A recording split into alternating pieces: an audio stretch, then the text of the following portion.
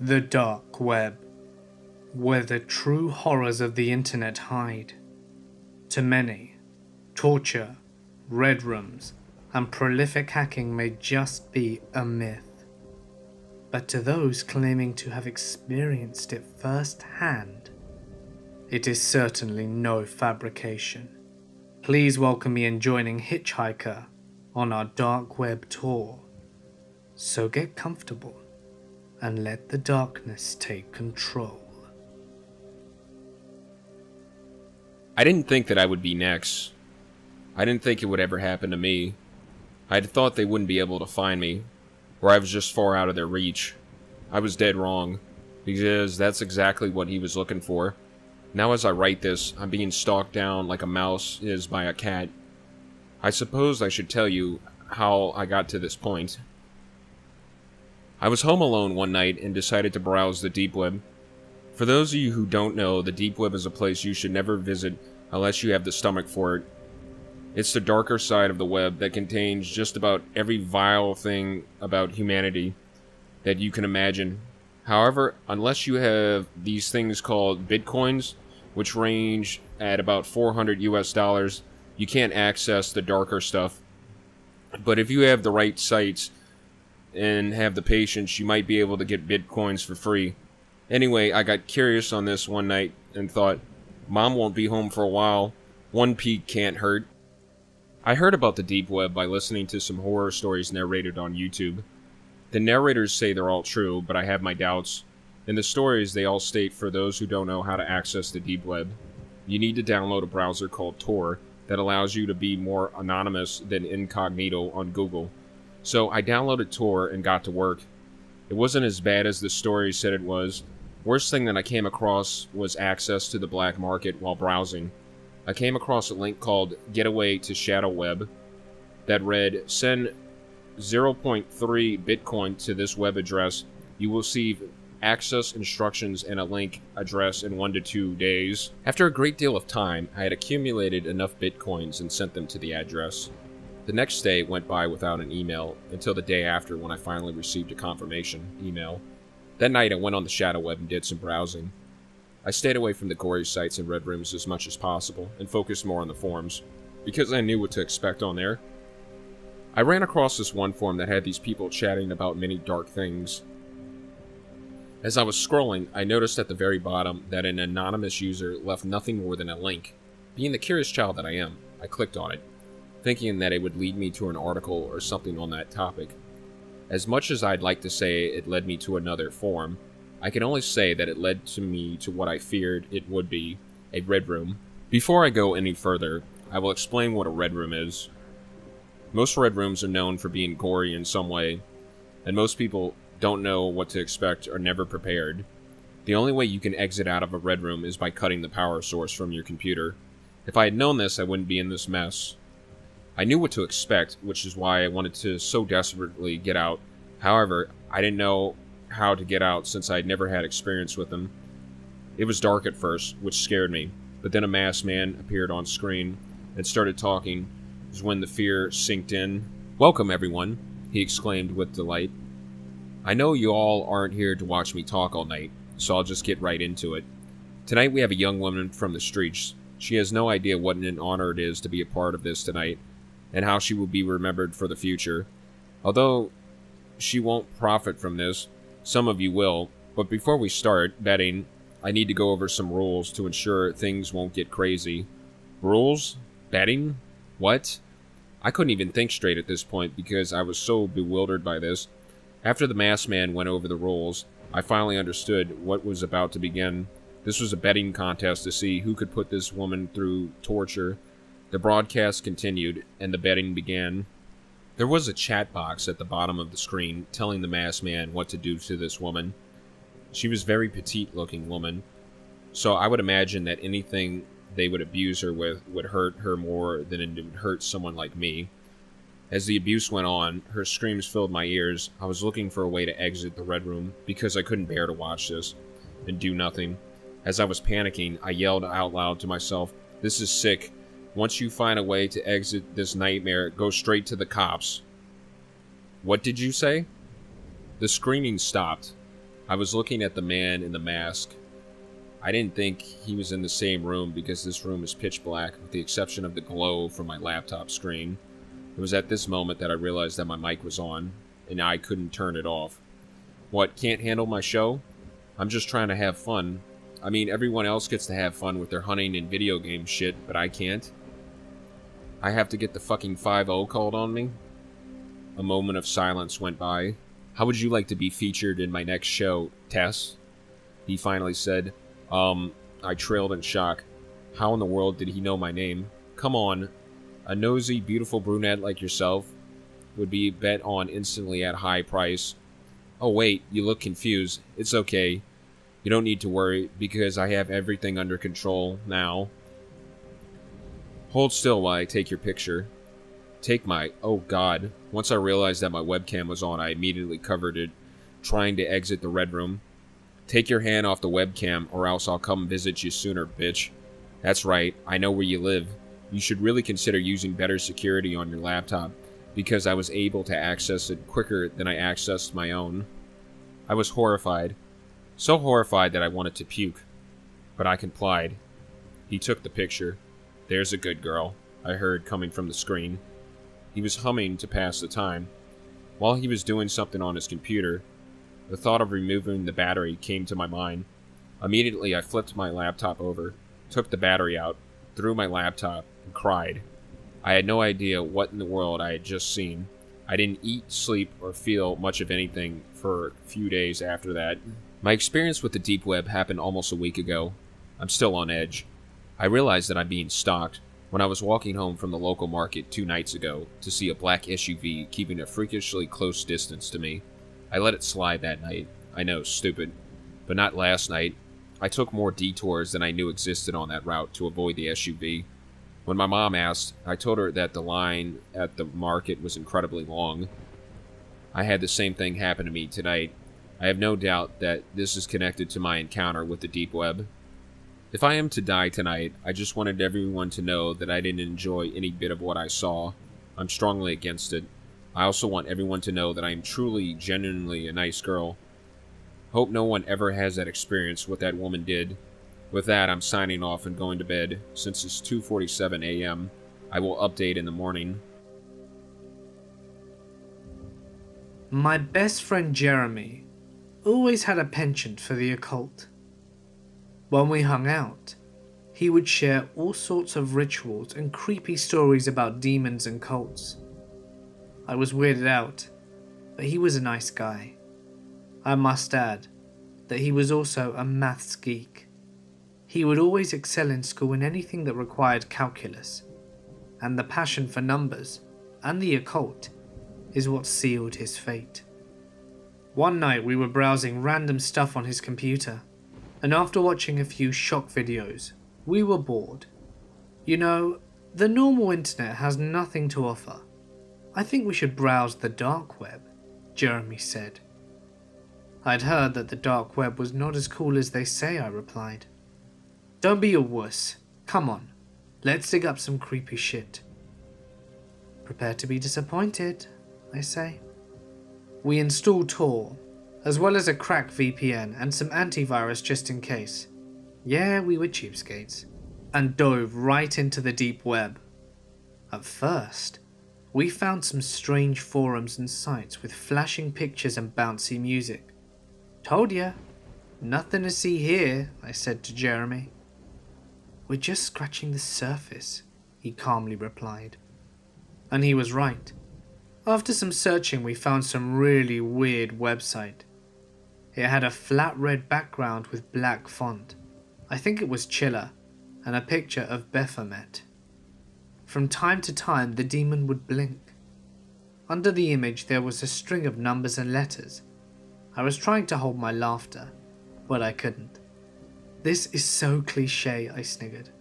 Come on, come join our cult, we have free cookies. I said that in a deep voice, trying not to laugh. Jeremy sighed though. You don't know what we're dealing with? I think this is a hidden sequence in the cascade of gibberish. At this point it was getting quite late, and I really had to go home. Besides, we hadn't found anything remotely interesting. I quickly said goodbye to my friend. In bed, I rewind in my mind what I saw. Yes, the page seemed really cheesy with its 90s, early 2000s aesthetic, but a part of me feared that there was something else pulling the strings.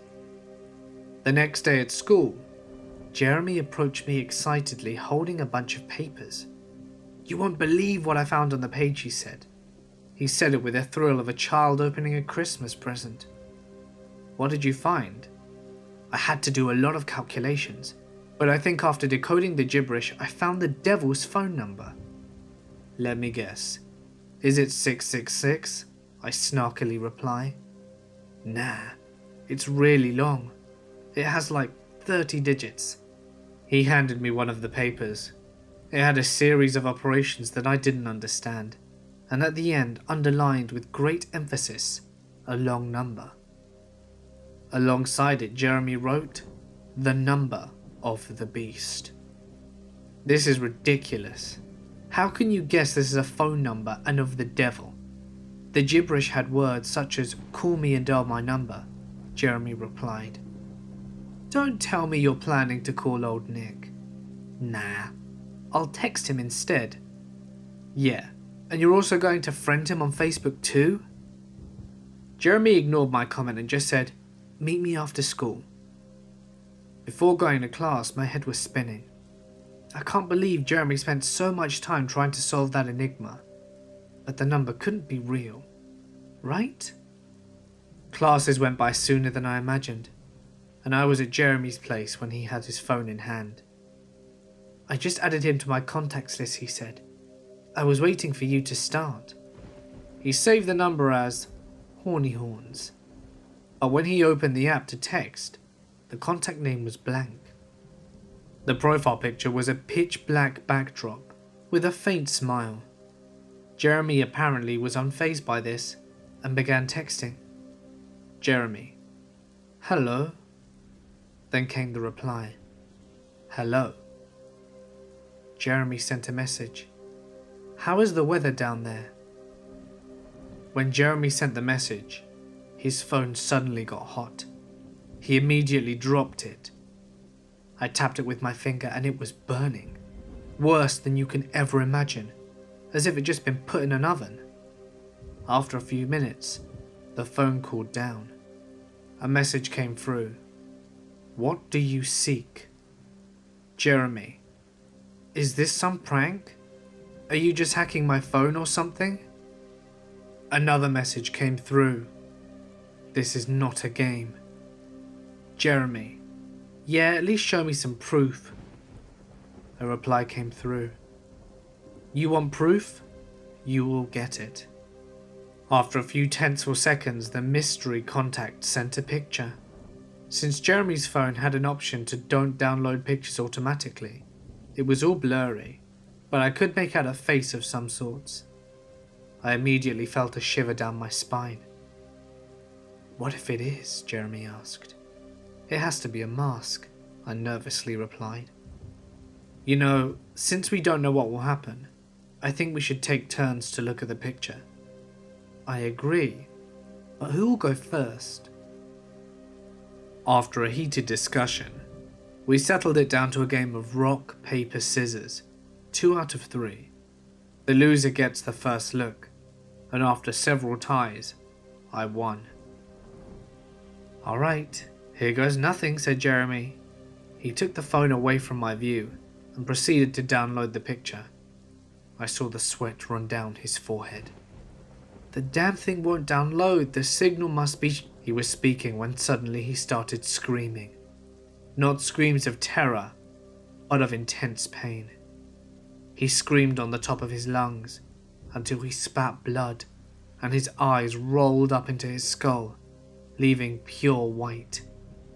Then he collapsed, lifeless. His phone fell to the ground, the screen facing up.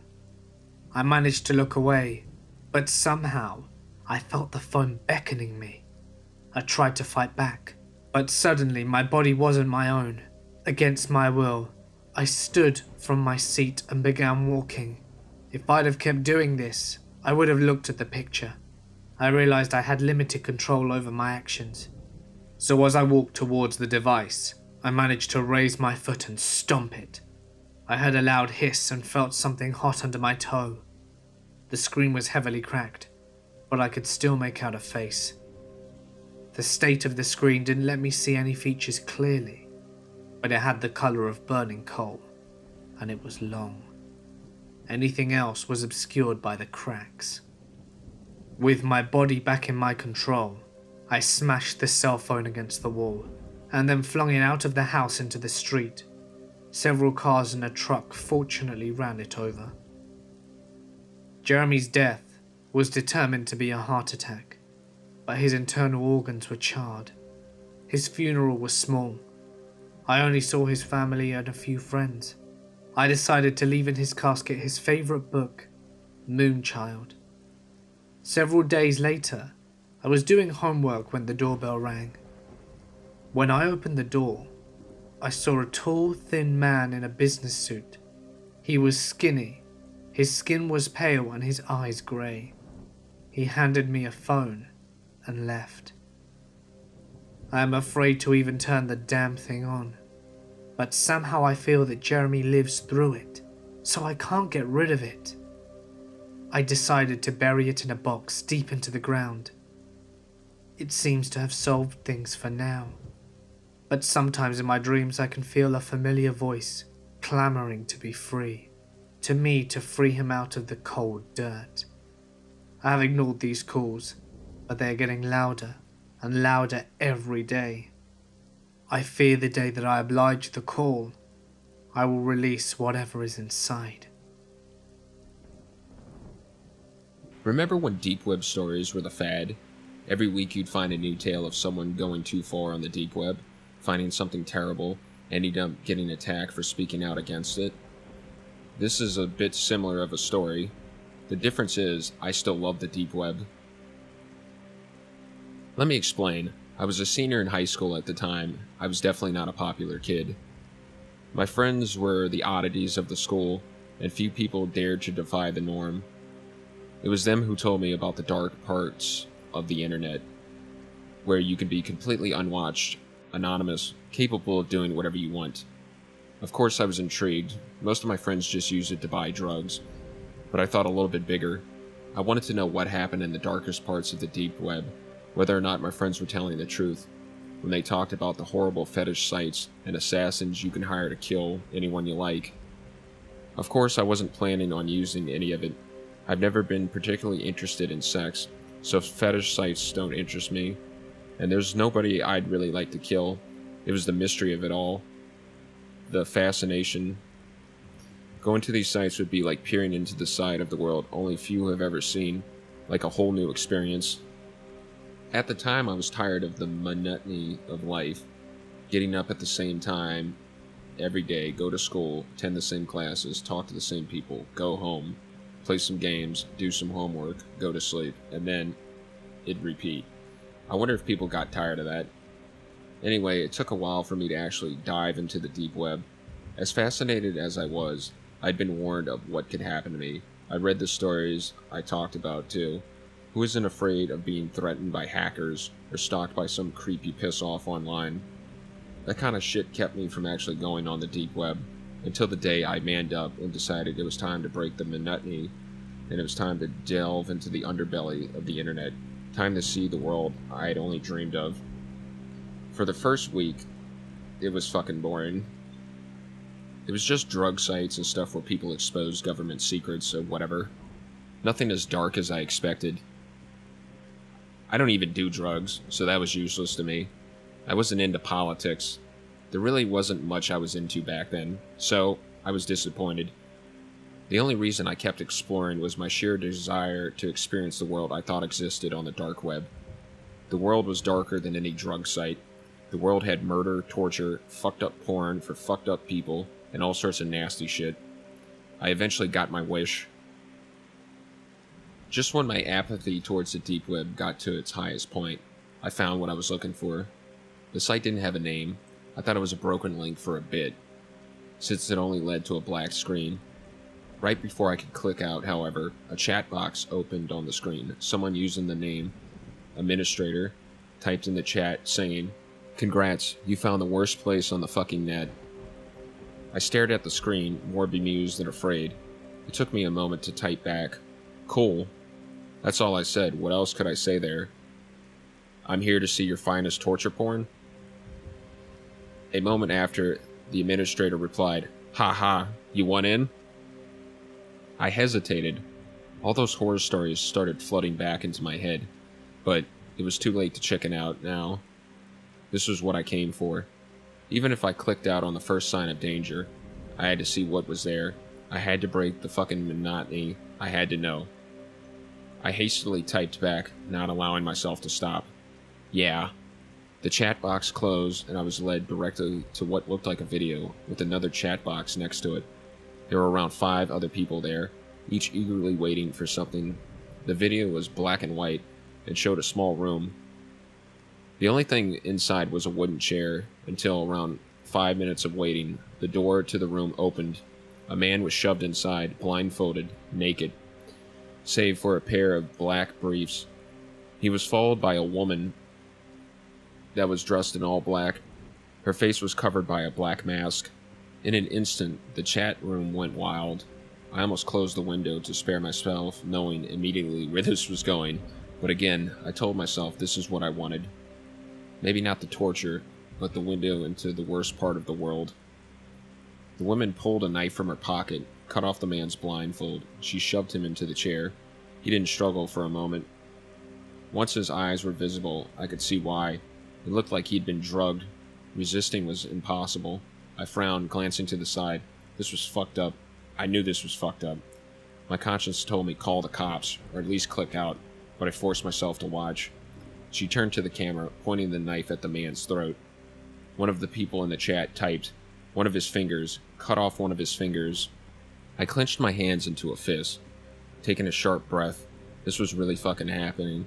I was gonna just watch this guy get mutilated, as a small crowd of people watched in glee. I felt like throwing up, a feeling that only worsened when the woman nodded and turned to the man, grabbed his hand, and carefully slicing off one of his fingers. Blood spurted from the wound, and the man moaned in pain, but couldn't fight back. Breathing heavily, I hovered over the X, planning to get the fuck out of there, but I didn't. The woman looked unimpressed, as if she thought the chat could do so much better. Another person called for a slice of the man's arm. She complied. He was bleeding heavily now, clearly in deep pain, but these people were fucking sick. They were cheering her on from chat, suggesting new and painful tortures for her to inflict. Eventually I stopped breathing heavily. I stopped feeling sick. It was starting to grow on me. By the end, the man was on the ground, covered in blood, breathing heavily. I watched this around half a minute. The people in the chat were starting to die down. They inflicted enough pain. They had their fun. It seemed like things were wrapping up. Funny, I thought. How was it over when I was just getting into it? I smirked. This was exciting. This was better than any game I could play. Better than any fucking class I could attend. Better than sitting with a group of fucking nobodies pretending like I cared for a goddamn second about any of them. This was the world I wanted to see. This was the darkness. This was the underbelly. This was reality. Fucking end him. Slit the throat. I typed in the chat for the first time. She nodded for one last time, bringing the man to his feet before slowly dragging the braid across his throat, sending more blood spurting out. Once it was done, she dropped him. He fell to the ground limp.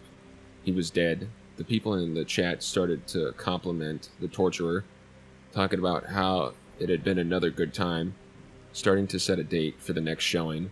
On screen, the woman left the room, leaving the corpse behind. Of course, I hastily wrote down the date for the next showing. This was going to be a part of my life now. I was going to be a part of something bigger. I was going to command these people's deaths. What a rush. So yeah, I love the deep web. I'm in college now. I'm now more immersed in the deep web than ever. I've seen some shit people would freak out knowing exists. I fucked around every sick porn site known to man. I finally broke the monotony of life. Inspirational, right? How one high schooler defies the boredom inherent in his life by discovering his true passion. I love the deep web. For the past 2 months, things have been constantly changing. I've checked into almost 40 hotels every other night or so, and I always end up having to leave before I can get comfortable. Reason being, if I stay, I die. Let me explain why. I'll start off by saying I'm 25, living a very dull life. I get up, go to work, come home and repeat. It's the same cycle every day, and of course, I had to do things that just made up for it. At work, I was having a discussion with my pal. For his sake, I'll refer to him as Rob. He brought up the dark web, something I've heard of before many times, nothing new, but he also referenced a shadow web, which seemed very interesting. He said there were gateways beneath hidden onion links, and accessing the shadow web took about 0.5 Bitcoin. Of course, my interest levels peaked along with the adrenaline. I was given warnings, but I ignored them, a mistake that would soon haunt me for months to come. On my way home from work, I purchased some gift cards, and upon my return home, I exchanged the online currency for Bitcoin. Let me tell you, finding a gateway was extremely difficult, and I couldn't find a proper gateway until my 4th night of searching. I made a throwaway email and bought my pass. I emailed the pass giver for instructions on how to properly access the shadow web. Please note, it was to see if it were real. I never had any intention of purchasing any content and or participating in those god-forsaken live streams. I followed the instructions and soon after found myself on the website. I couldn't help but laugh at the fact that they had a huge welcome page. It was corny, definitely unsettling though. There were several categories, from people having intercourse with corpses to extreme levels of CP. It was disturbing, and I had no intent of staying for long. Something caught my eye though. Little windows with chat boxes. I clicked on one on impulse and was brought to a chat room. There were several people typing, and I was prompted to make a username. Thinking I could be funny, I made my username Chris P. Bacon.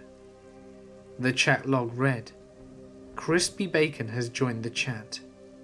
Soon, I was greeted by many people, some with normal usernames, and other with more disturbing names, such as Skullscrewer87, and things beyond the level of disturbing. Again, I was overly curious, and the phrase, curiosity killed the cat, was never more apparent to any situation than mine right now. So another message popped up from the user admin.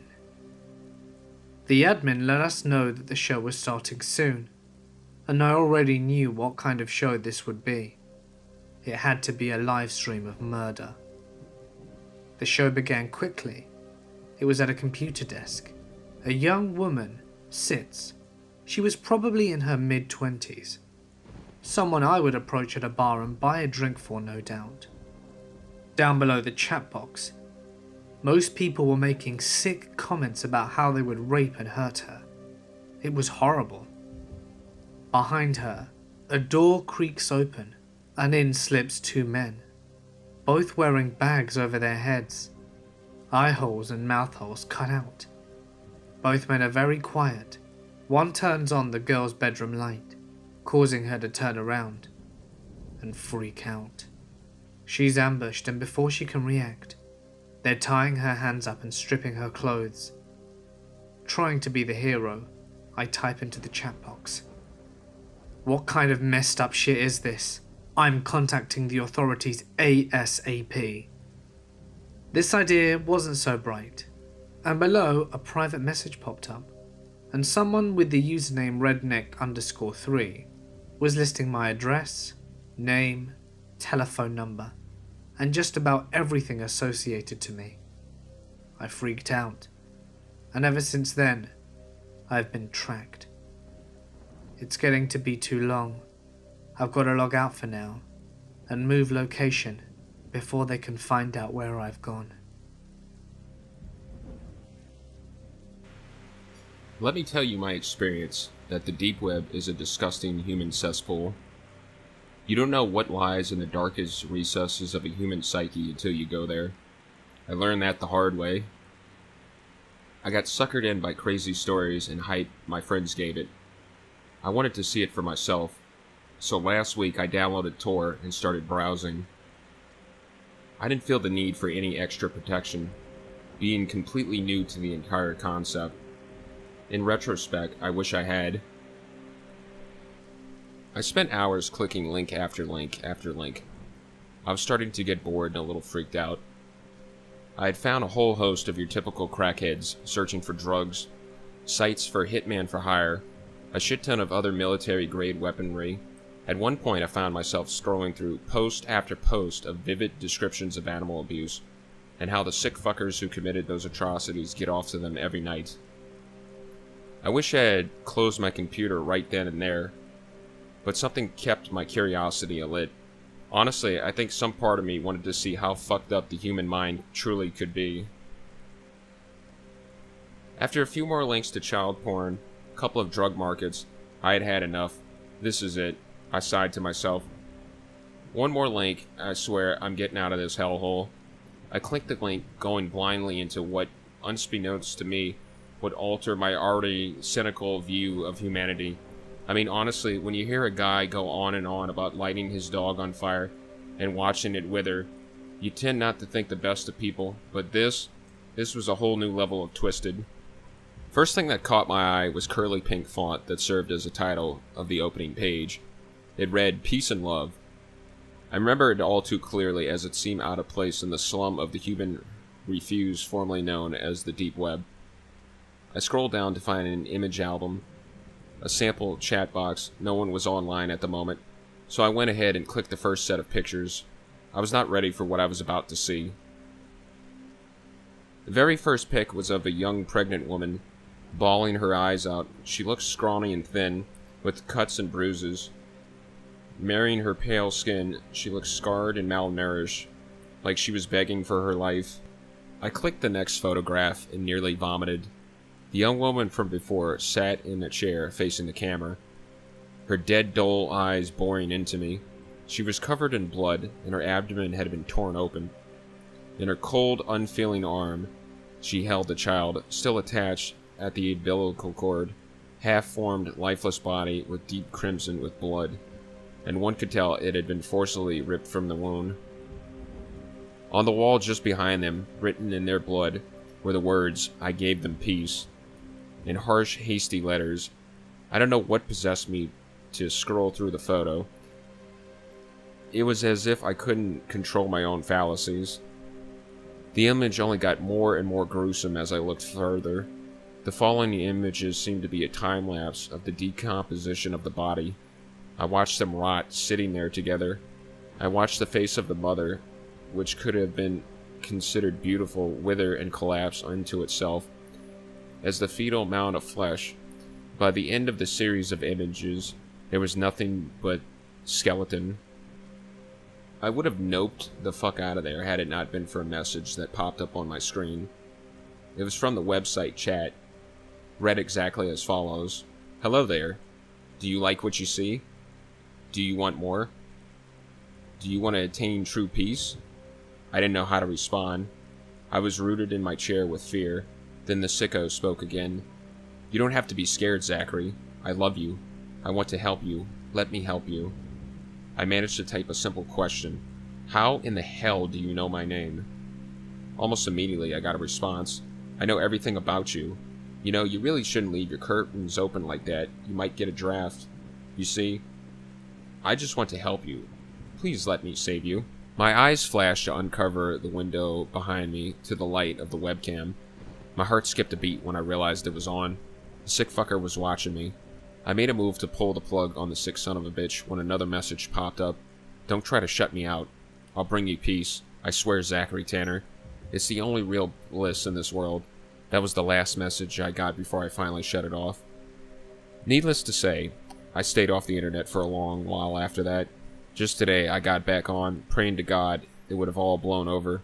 Oh, how wrong I was. I logged into my email only to find it spammed with emails from an account named I'll Show You Peace. Each one had the same message. I want to save you. I want to love you. I want to bring peace. In all caps. But that wasn't even the worst of it. Each and every message had a candid photo of me taken within the last week. I've tried to involve the police, but they haven't been much help. What do I do? Hey guys, it's Mort here, and thank you so much for listening. I would like to extend a huge thank you to my good friend Hitchhiker for joining me on this video. Please be sure to check him out using the link on screen or in the description. I'm pretty sure you'll love his creepy content. I'm dropping a little teaser for a big video I have coming up in the next few days. It'll be right at the end. Can you guess what it will be? Let me know in the comment section below. Also, please remember to smash that like button and subscribe, as you won't want to miss what I have in store for you next. No, seriously, you really won't. And remember that if you have had a creepy or paranormal experience that you wish to share, feel free to send it to my email, which you can find in the description. You can also follow me on Instagram and Twitter for some secret stuff you won't find anywhere else. But anyway, for now guys, I'm going to sign off. Stay awesome, and I'll see you in the next one.